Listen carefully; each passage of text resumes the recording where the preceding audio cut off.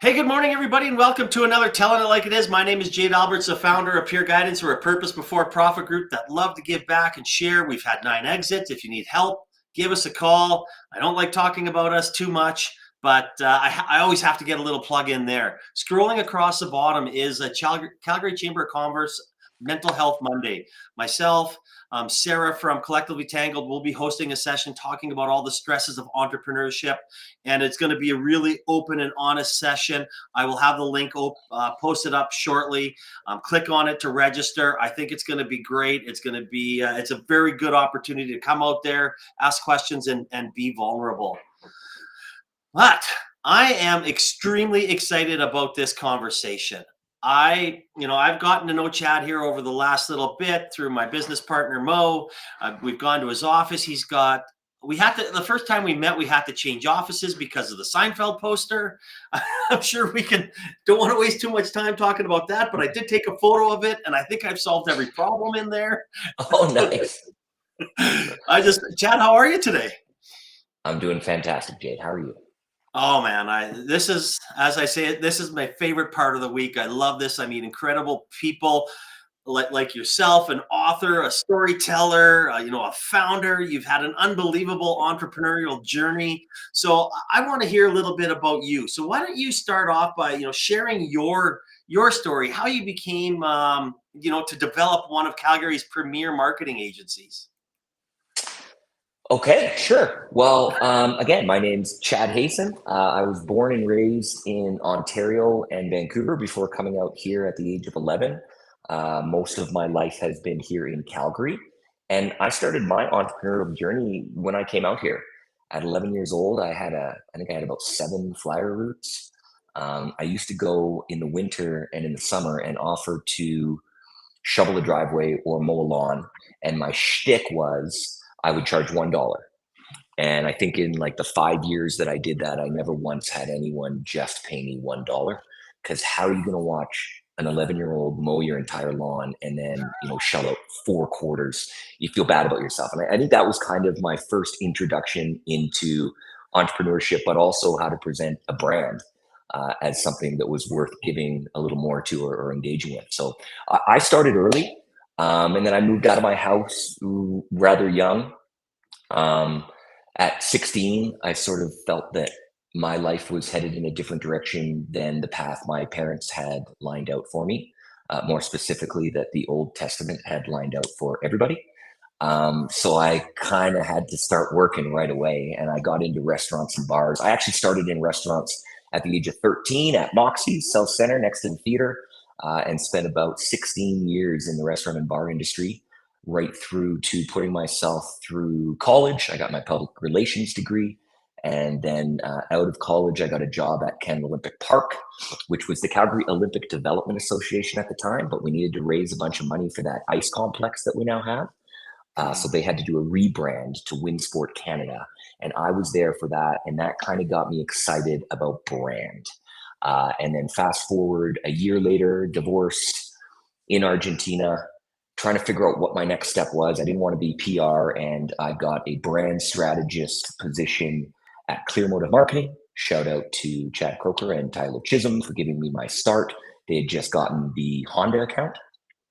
And I got a crash course in brand marketing. Fortunately, it was one of those round holes for this round peg. And about 4 years in, I decided to branch out on my own, did a sole proprietorship as a brand strategist, met a bunch of people, and started bringing them together and launched Agency Atlas about 5 years ago with my current partner, Robbie Gilchrist. And that's in a nutshell. Well, I wouldn't say that's a nutshell, that's for sure. It's a big nut. But it's funny. I've actually never asked you that question. And a lot of time, we've had coffees and meetings and things like that. And I mean, my first job was a paper boy in rural Saskatchewan as well, and gets there and starts and doing that. And the mowing the lawn and all that other fun stuff that you did as a kid. So I think that's really interesting. And one thing that resonated with me is I didn't follow my parents. At that, I'm 53. I was supposed to go to university. I was supposed to do this. I was supposed to do this. I was supposed to follow the path of that, and I didn't.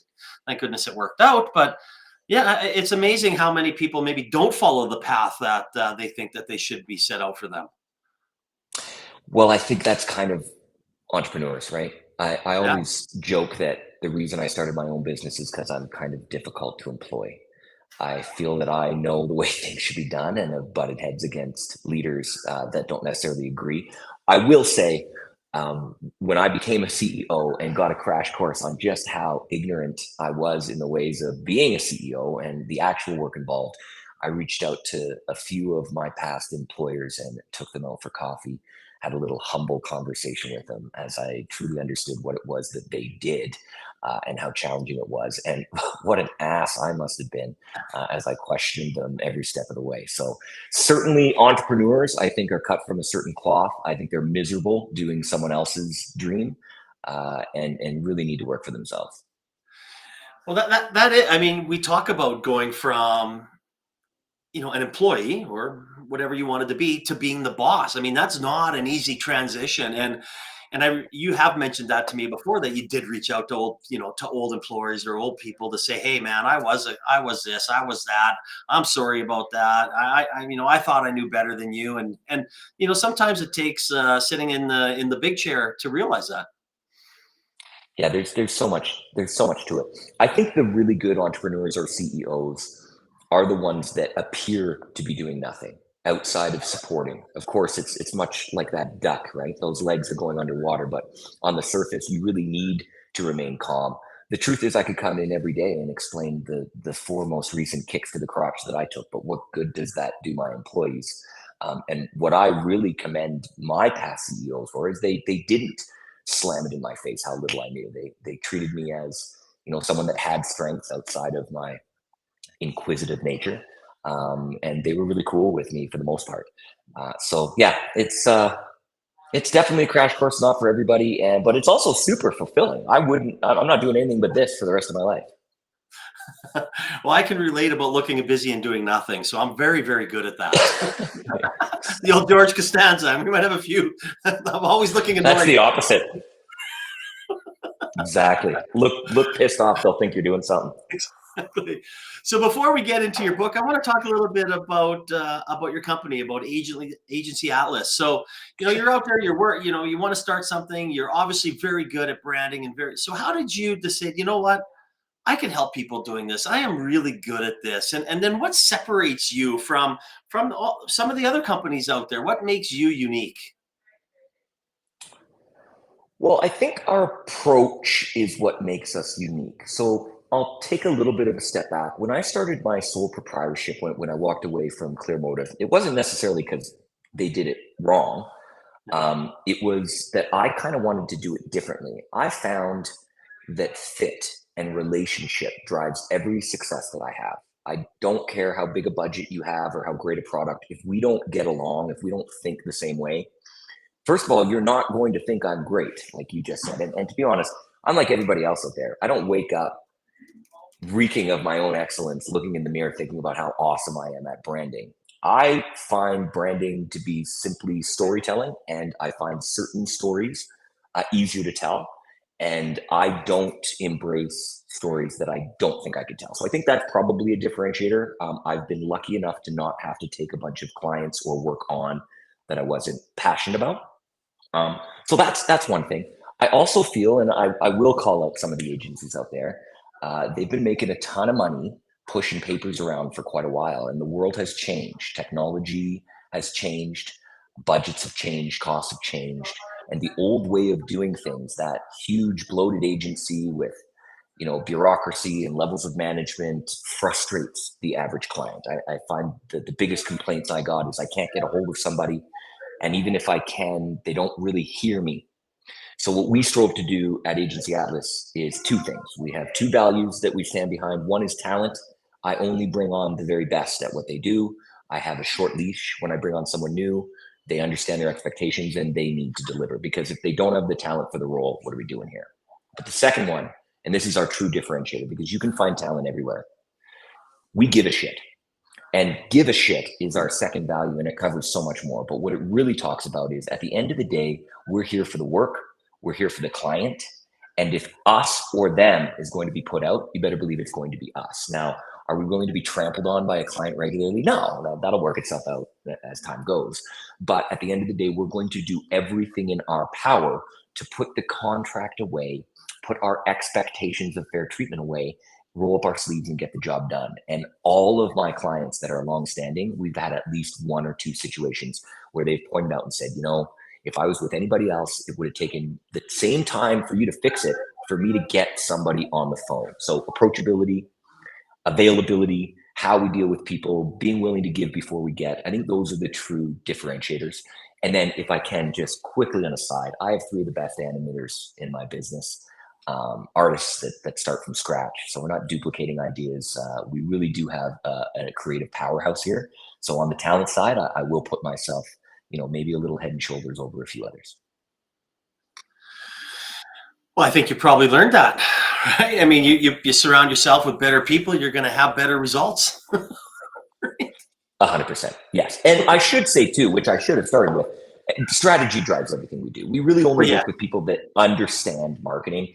If you're here and you just throw something on our desk and say, here, I need that pretty. Actually, depending on the month, I might take that on as long as there's no expectations for its delivery. You just want it to look good. But we are a brand strategy agency. We want to know who you are. We want to form everything that you are and make sure that we truly have something awesome before we start telling that story. So, but the difference is we don't typically charge for that. So where I came from, you could pay 10, 20, 30, 40 grand just to find out what they think you should do for marketing. At Agency Atlas, we do a heck of a lot of the planning and strategizing. We come to the complete proposal before a penny is spent, because at that time, sometimes I say, and you should take this plan and find somebody better fit for you. Well, I think that's a problem I have with a lot of agencies out there, right? They'll just take it, they'll do it, they'll give you the numbers, they'll say, oh no, spend this, and we'll get your results, right? And, for as long as I've known you, that is something that I see that differentiates you, and which is why you're here, right? Which is why we're talking, right? Like I get requests all the time for marketing people to come on, and I most of the time I say no, right? It's just like, I want somebody that's different. I want somebody that's unique. And for anybody else that has any, wants more information, just click on the website in the comments section, agencyatlas.ca. It'll take you directly there. And Steve, thank you. Steve Mix also says you're very fast. So thanks, Steve. What's up, buddy? Hey, plug in for Day One Dads. I have it here ready, Steve, just in case the opportunity presents itself. I should have worn my Day One Dad shirt today. I did my hair. I did my hair. It's a rare occasion. Yeah, well, I did, right? And I don't know. I just want to give a plug for Day One Dads. I mean, they're awesome, Curtis, and they do such a great job. I have 2 shirts. My wife has a shirt. Side note, Curtis has hired both our daughters, so I'm pretty happy about that. But that's not. That's a side note. That's not why. That's not. It's just a happy coincidence. Happy coincidences, right? So you know what? This is what we're here for. I'm excited. We had a good conversation about the book before. Congratulations on writing a book. Brand is a Verb. I think it's absolutely incredible. I'm almost finished it.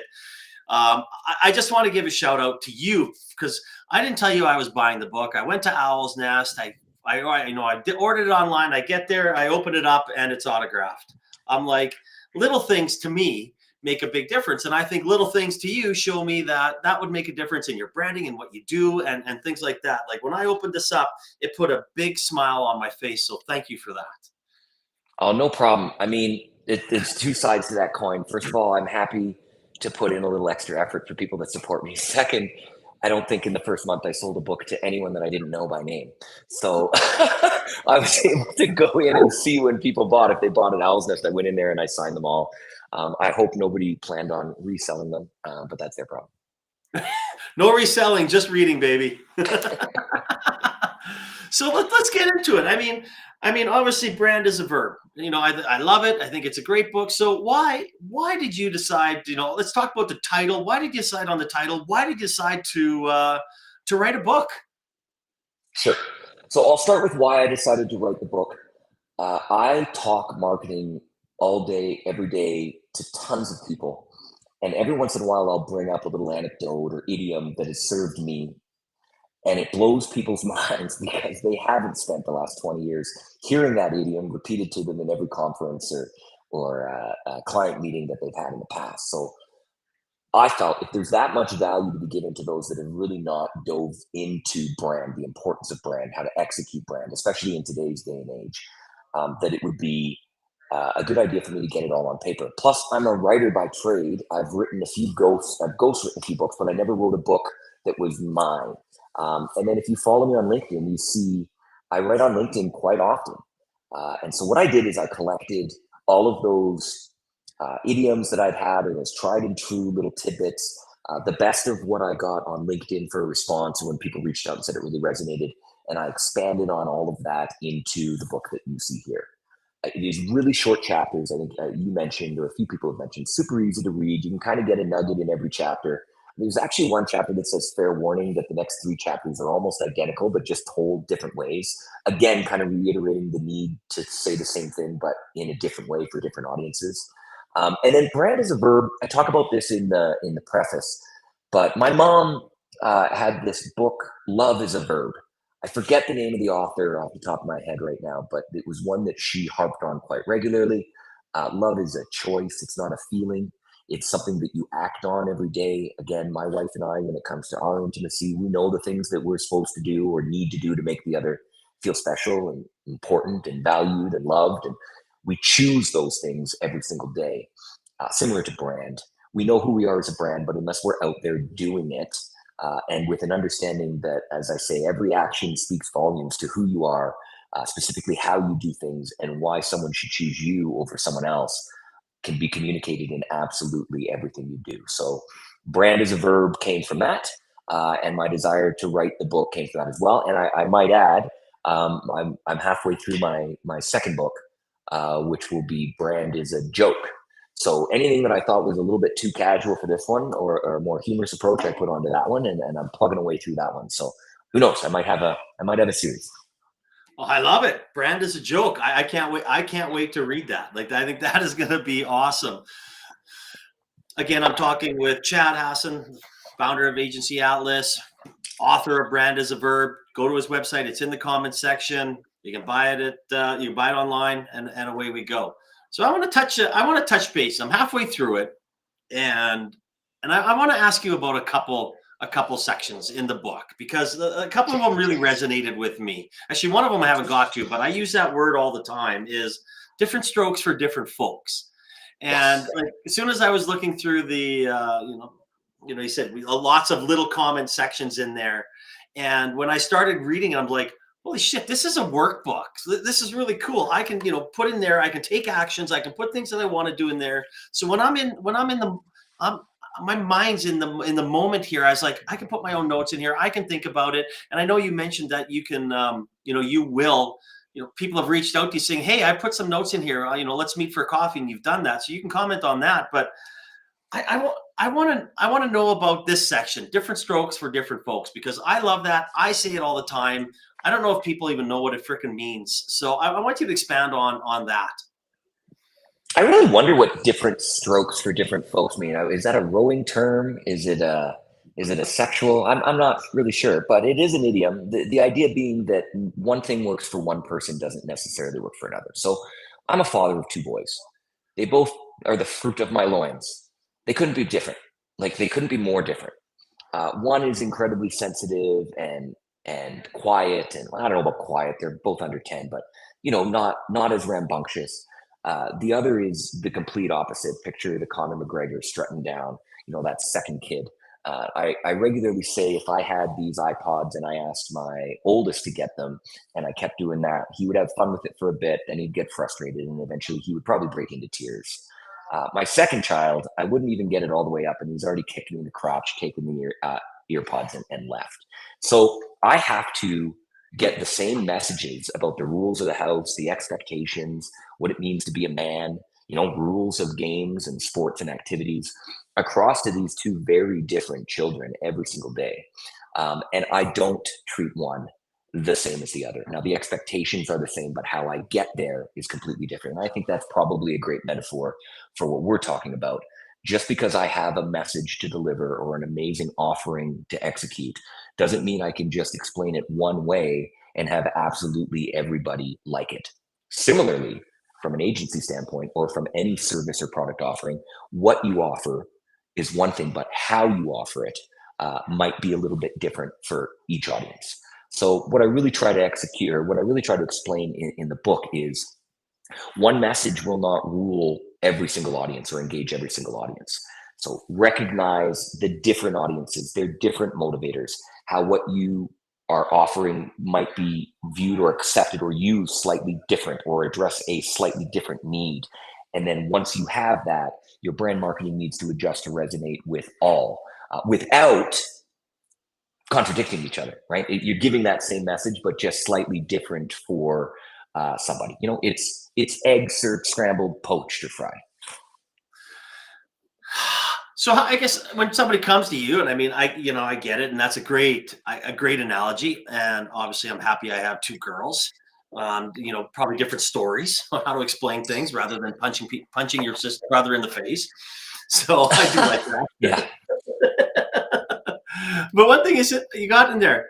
I, when somebody comes to you, and I say this, I tell people, explain it to me like I'm a 5-year old. Like if you give me your business plan like I'm a 5-year old. I want to hear everything. I want to make sure I know it. How many people come to you and you sit there and go, I'm going to explain this to you as a 5-year old because I don't think you understand marketing.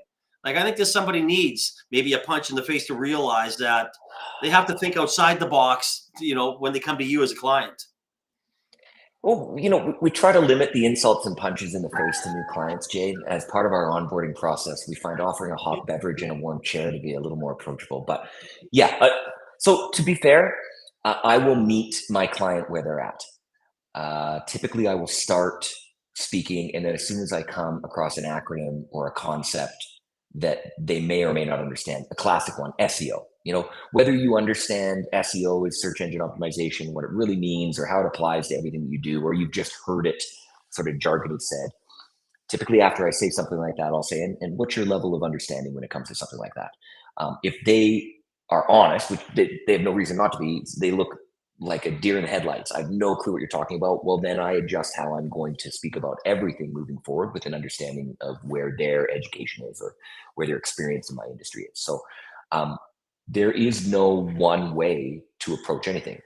I could also ask them what they think about that, and then they immediately list off a 10-year experience with SEO that shows that they probably know just as much about it than me. Well, then I'm going to skip some of the preliminary or basic 101 type concepts and get on their level. You can't figure that out until you engage. So, I come in with an arsenal of ways to talk about things, and then I figure it out as I go. I think well, good answer. I mean, obviously you have to figure that out, as you Sorry, go. can I add one more thing, Jade? Because the same applies for when we're trying to sell, which is what really people Yeah. use marketing for. It's not just about client meetings. So that's all about testing. What resonates? We can put out a couple ways of saying something. We can track the engagement. We can track the actions or questions or conversions that come as a result, and learn as marketers what resonates and adjust accordingly. Perfect answer.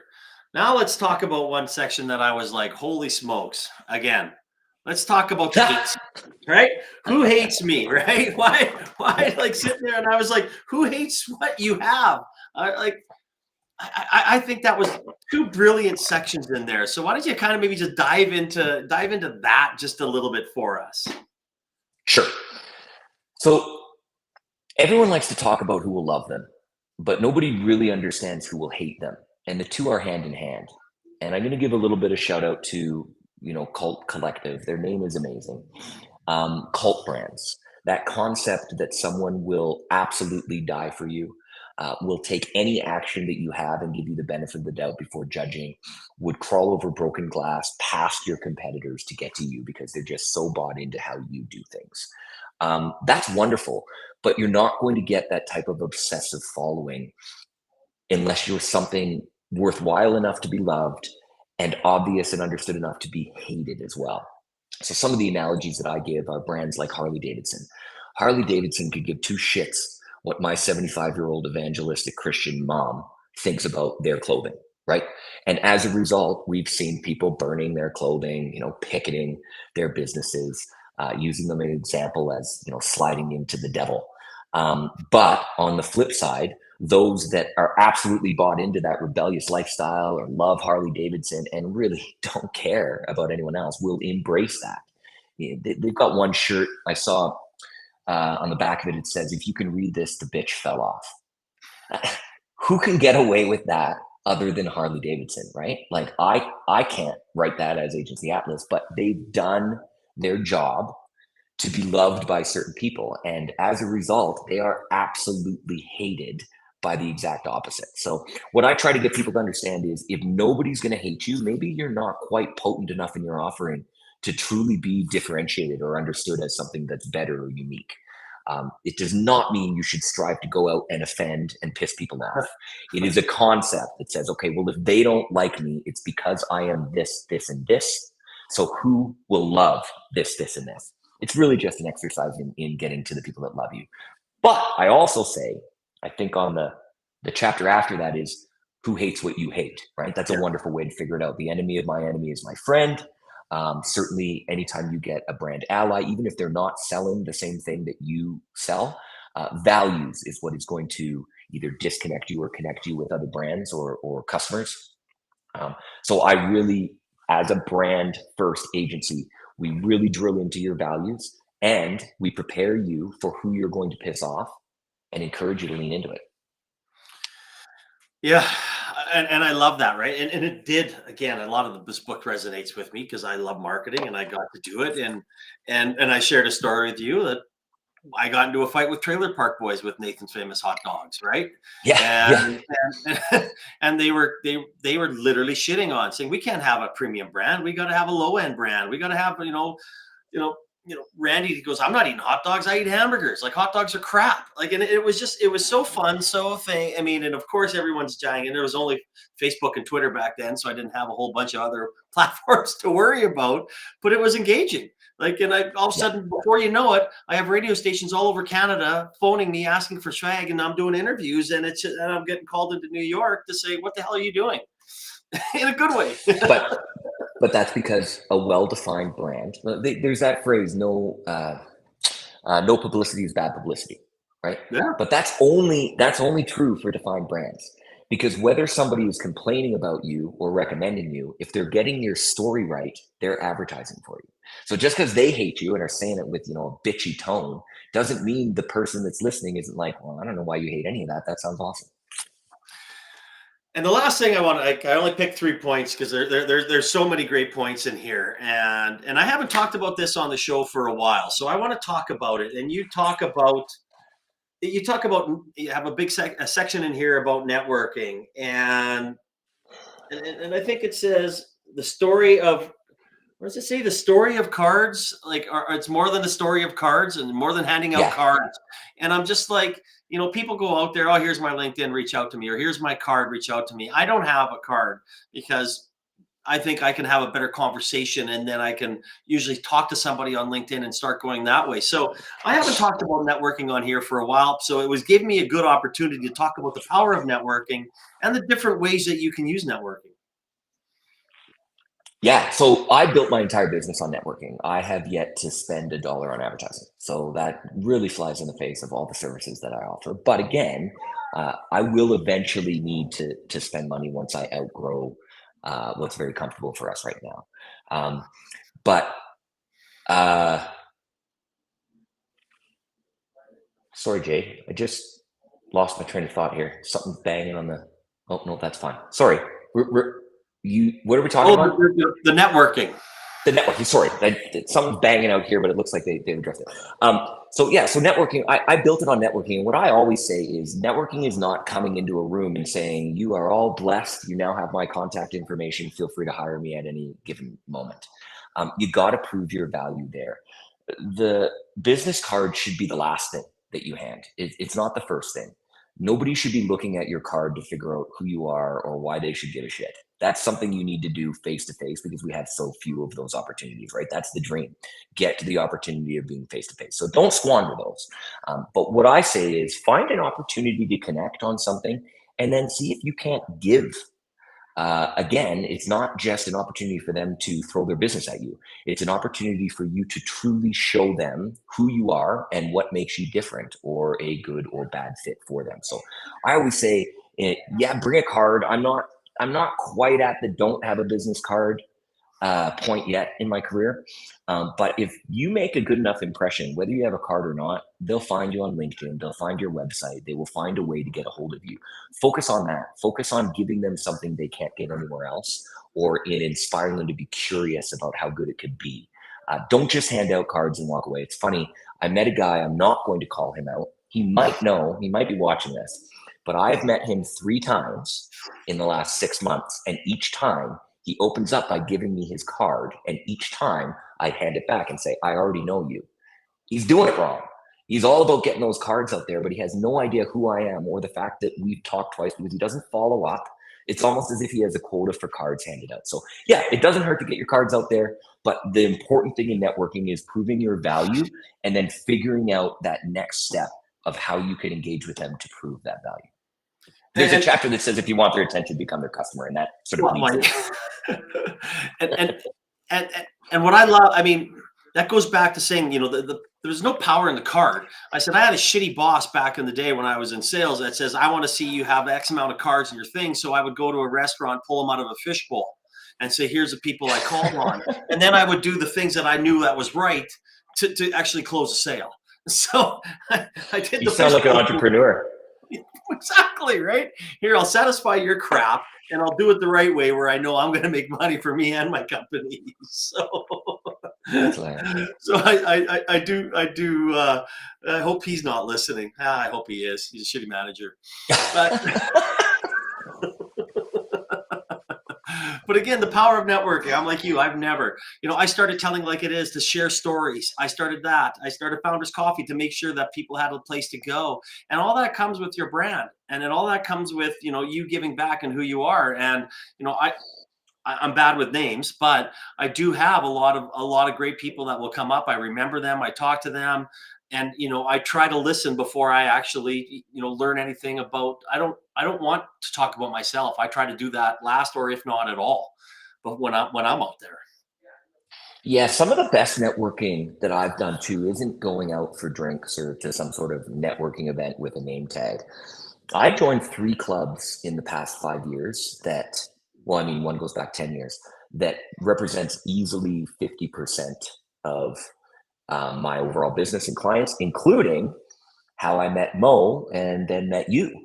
So I joined the Rotary Club 11 years ago. My goal was to be somewhere where I could always give back and never be the smartest person in the room.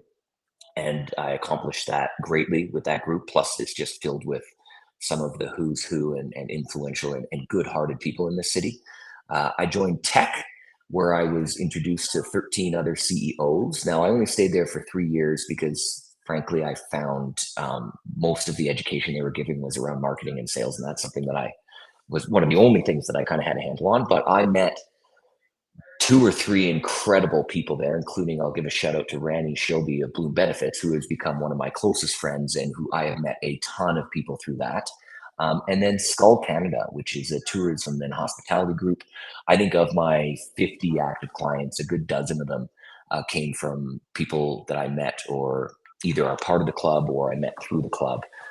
And so I commit, maybe 10 days a month to those clubs that are no longer Tech, but to the other 2 clubs. And that is the networking that has really gone far because I'm not trying to sell them, but because I see them every week or every month for years, they can't help but learn about my unique style and approach. So networking is not just cocktails and appetizers. Sometimes it's aligning with the same group. And I might add, I'm just recently joined Toastmasters. Nice. So I think these types of groups, my interest is in speaking a lot more. I'm not too proud to think that I'm the best at public speaking, although it is something I enjoy. So we're going to fine tune that. And I've already met a couple of people that own businesses, and let's see where it goes. That's awesome. I love public speaking. I mean, I probably do it 2 to 4 times a year now. I don't do it as much as I used to, and I kind of only do it in our community. I don't travel around North America anymore. I just want to, I'm a homebody. I like being home.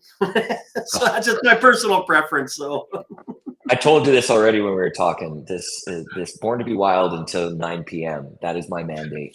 Anyone that knows me knows I'm a ton of fun right around noon. I'm nowhere to be found by 10. Very true. So I want. I mean, I've got two more questions. Actually, most people watching this, it doesn't even think that we had a question. We've just been, chatting for the last half an hour. So I want to know what's next. I mean, obviously, you said you have a second book coming out. Brand is a joke, but obviously, brand is a verb. Click on the website. That's in the comments section. You'll be able to, buy a copy there, or you can reach out to Chad on LinkedIn. He's also tagged in the comments. Well, what's next for Agency Outlets? It's interesting. I have a lunch after this with a few people where we're talking about, where does Agency Atlas go over the next 5 to 10 years? The reality is marketing is changing. AI is really influencing a lot of the classic positions that would be held in an agency. People are expecting things better, faster, cheaper. So we are trying to ensure we remain relevant and beneficial to our clients. A lot of that is adopting, automation and AI that allows us to be more efficient for our clients without eliminating the creativity or human touch that they've come to expect from their marketing. So what's next? I don't know. We are trying to get there. We are doing it. We're certainly paying attention to how things are shifting.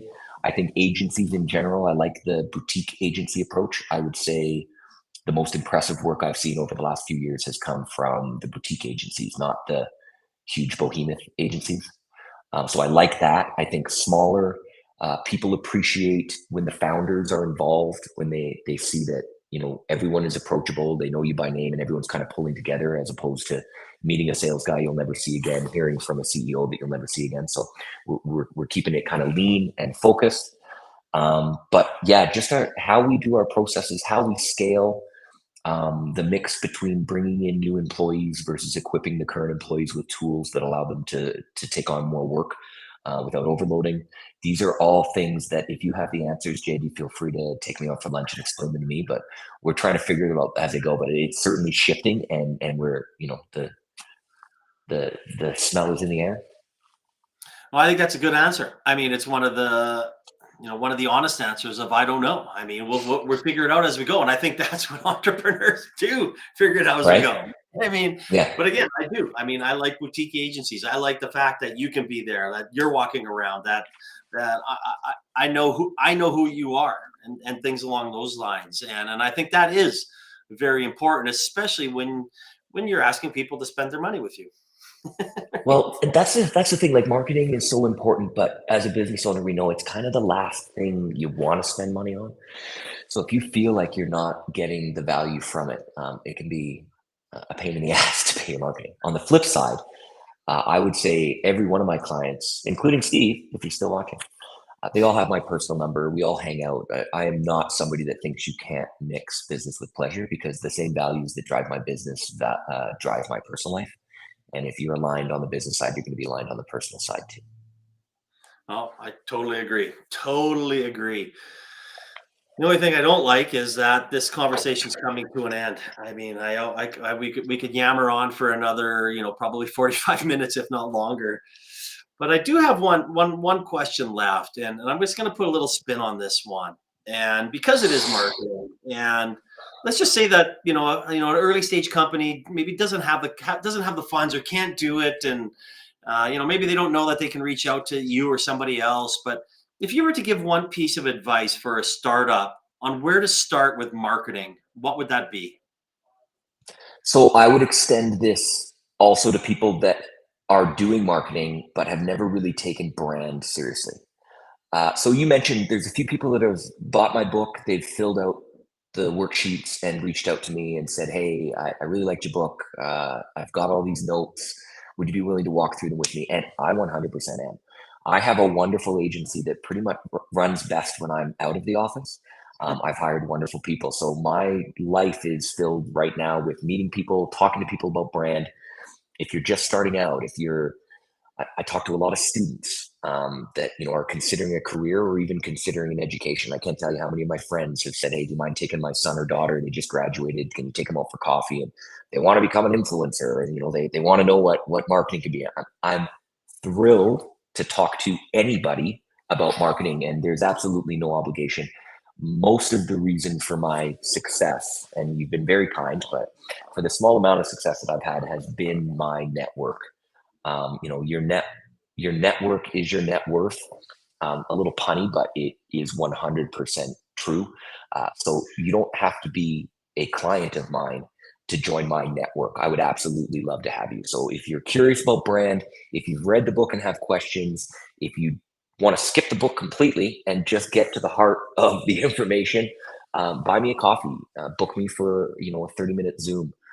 Whatever you want to talk about, I'm happy to talk about. And if it leads to the opportunity to us to work together, great. I will say this, oftentimes, if they don't have a budget, I can connect them to somebody that works for a lot less than I do. Obviously, I got to keep the lights on here. We've reached a standard of, if you don't have a certain amount of money to spend, it just doesn't make sense to work with us. You're not going to get your value. But I know a ton of people that you could work with. And I'm always happy to make those connections. I'm sure there's a few people that will see this on LinkedIn that can attest to that. Well, that's awesome, and kudos for you for doing that, because I think it's very important. It's part of our values. You have Peer Guidance, myself. I'll always have a coffee. If I can't help you, I know somebody that can, and that's what I love about our Alberta ecosystem. We're very collaborative. We're very helpful, and we're not scared to say, "Hey, go talk to this person." It's not Well, about getting a dollar from somebody. It's about lifting somebody else and helping them make a dollar. yeah, I will give a shout out to Founders Coffee too. I've only started coming recently, and you called me out for my selfishness right after my book launch. Hey, there's Chad. All of a sudden, he's coming every morning. But now that I have the time, I don't make it out every week, but I would urge anyone to come out. I actually had two guys that I met at your Founders Coffee just pop into the office yesterday with an amazing opportunity. So, these things, one thing leads to another, but not if you don't get off your ass and out the door. Yeah. Well, as I say, you never know who you're going to meet today if you're not out there. So get out there, shake some hands, kiss some babies, meet some people, introduce yourself. I mean, there's always somebody that will is willing to help you or introduce you to somebody that will. So again, Chad, thank you so much for coming on, sharing your knowledge. I really appreciate this. Again, anybody that wants to pick up the book, Brand is a Verb, it is fantastic. Go to the website. It's in the comment section. Just click on it. It'll take you directly there. Reach out to Chad for a coffee. He will chat with you. Reach out with me. And again, if you need any help, or if you are struggling with mental health, please go to that Mental Health Monday event that we are hosting. It's a chance to come out being vulnerable. This is a journey you don't have to take alone, and we all know how hard it is to get out there and be an entrepreneur. It's all no ponies and roses. So please get out there. We will help. There are people that can help, and I'm talking to one of the great ones right now. So Chad, thank you again very much for coming on. Thank you, Jade. A true pleasure. And that is a wrap. I appreciate it, Chad. Thanks again for coming on, and we will chat soon. Have a good one, my friend. Yeah. All right, buddy. Bye-bye. We'll talk.